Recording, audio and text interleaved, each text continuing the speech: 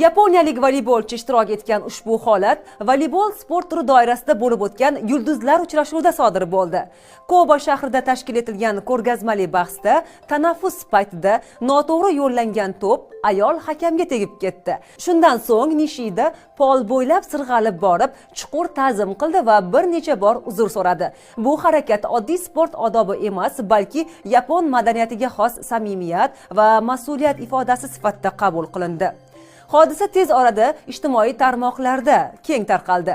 Ko'plab foydalanuvchilar bu lahzani voleyboldagi o'ziga xos estetika deb atadi. Chunki bu yerda ochko emas yoki natija emas, insonning o'z xatosiga bo'lgan munosabati birinchi o'ringa chiqdi. Yaponiyada uzr so'rash madaniyati chuqur ildizga ega. Ta'zim qanchalik chuqur bo'lsa, aybni tan olish va qarshi tomonga hurmat shunchalik baland hisoblanadi. Shu ma'noda voleybol maydonidagi bu lahza sport bilan birga madaniyat va insoniy qadriyatlar ham namoyon bo'lishi mumkinligini yaqqol ko'rsatdi.